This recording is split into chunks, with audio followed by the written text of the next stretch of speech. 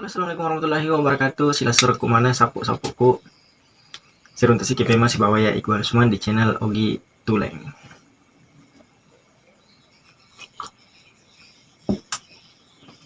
Oke, di video kita kali ini kita akan membahas satu peristiwa atau satu sejarah tentang kampung yang terkutuk yang ada di Kabupaten Bone. Yang biasa kita dengar ada yaitu Gua Mampu. Gua Mampu ini terletak di satu desa yaitu Desa Cambeng, Kecamatan Gua Bocoy, Kabupaten, sekitar berjarak 35 km dari Watampone atau kota Kabupaten Bone.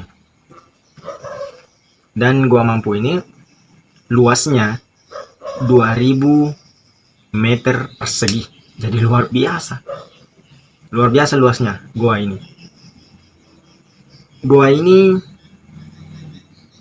ada yang mengatakan bahwa ada 7 desa yang dikutuk pada saat itu. Pada tahun 1013 sebelum Masehi. Jauh sebelum Islam masuk ke kota Bone.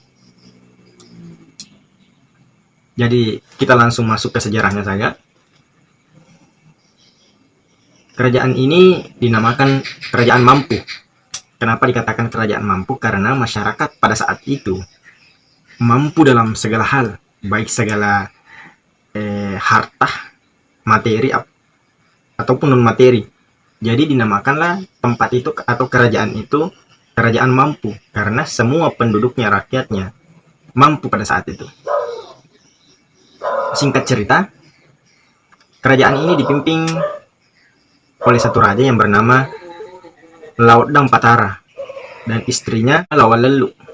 Pasangan ini memiliki putri yang bernama Apung Alung Manginrek. Kita tidak tahu bagaimana penyebutannya, tapi itu yang tertulis di sini.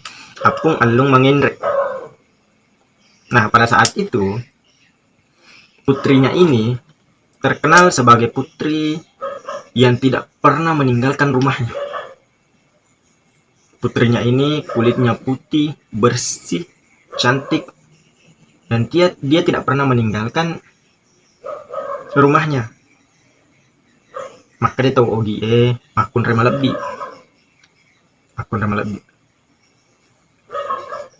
Dan tibalah saatnya engkau nang kasih di waktu iyo nangi anak-anak laut dangi matenung nih.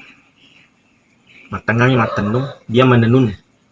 Jadi dari dulu memang tenun itu memang jadi kebiasaan atau pekerjaan orang yang ada di Sulawesi Selatan pada saat itu sampai sekarang. Matengangi matenung, dia sedang menenun dan tiba-tiba ada peralatan tenunnya terjatuh di bawah rumah, buang ke mana boleh. Dan kita ketahui bersama, rumah mayoritas orang di Sulawesi Selatan, Bugis, itu rumahnya rumah panggung. Jatuh ke bawah, jatuh ke tanah. Dan entah kenapa, karena anak Laodang ini, anak raja ini, tidak mau turun dari rumah, tidak mau meninggalkan rumah. Dia berteriak. Dia malas untuk mengambilnya. Dia berteriak. Maka dia berkata, siapapun yang ada di bawah yang mau mengambilkan alat tenun saya, kalau dia laki-laki, dia akan menjadi suami saya. Tapi kalau dia perempuan, dia akan menjadi saudara saya. Tapi pada saat itu, suasana hening. Tidak ada satu orang pun yang mendengar suaranya. Tidak ada satu orang pun yang mendengar. Bahkan tidak ada satupun orang yang ada di sana.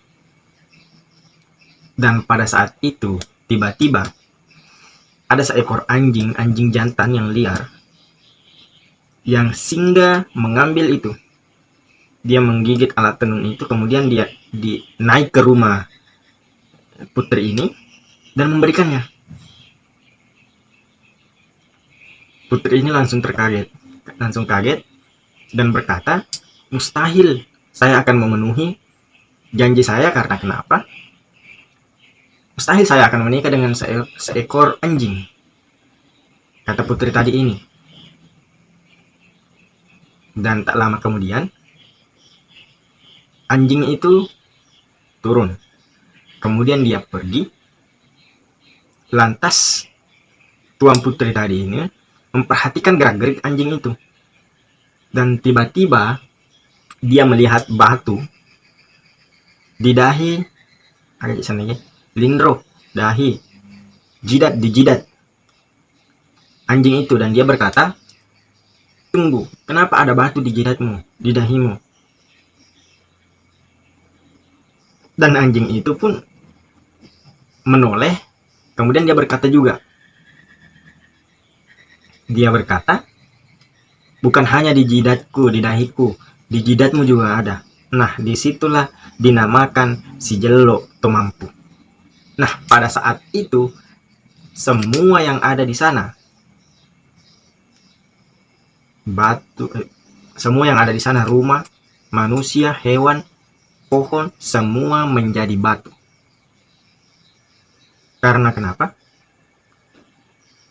Putri tadi ini dikutuk beserta dengan kerajaan itu karena dia mengingkari janjinya yang itu tadi. Jadi singkat sekali ceritanya, tapi inilah yang dipercayai masyarakat di sana dan masyarakat Sulawesi Selatan, bahkan seluruh Indonesia mungkin mempercayai hal ini. Karena kenapa? Dari situlah sejarahnya kenapa dinamakan Goa Mampu. Kenapa dia menjadi goa? Karena kampung itu, kerajaan itu terkutuk, makanya dia menjadi batu. Semua yang ada di dalam kampung itu menjadi batu, dan sampai saat ini, sampai sekarang, tempat itu sudah menjadi tempat wisata. Dan apa yang membuat orang-orang di sana percaya akan sejarah ini? Karena di dalam goa itu banyak sekali bentuk-bentuk batu yang menyerupai manusia, menyerupai hewan, menyerupai manusia yang sedang bekerja, sedang menenun. Nah, itulah yang dipercaya sampai sekarang. Kalau goa itu memang benar-benar dulunya kampung yang terkutuk. Jadi sumber dari kisah ini saya ambil dari Dinas Pariwisata Kabupaten Bone. Bisa kita searching atau bisa kita cari sejarahnya di Google, banyak sekali sejarahnya dari Dinas Pariwisata Kabupaten Bone. Dan mungkin cukup sekian untuk cerita kita kali ini. Di video selanjutnya kita akan mengunjungi langsung Goa Mampu itu dan kita akan mereview di mana tempat-tempat yang menyerupai manusia itu. Oke, jangan lupa dukung channel kami dengan cara klik subscribe, nyalakan tombol loncengnya. Jangan lupa kalau teman-teman atau sapu-sapu suka dengan video saya, jangan lupa di like. Kalau ada saran atau ada kesalahan, silahkan berkomentar. Jangan disimpan dalam hati karena itu tidak akan menyelesaikan sesuatu. Silahkan di komen. Nanti kalau saya lihat, saya akan balas sarannya atau kritikannya. Oke, sekian dari saya. Selamat kita pada salama. Assalamualaikum warahmatullahi wabarakatuh.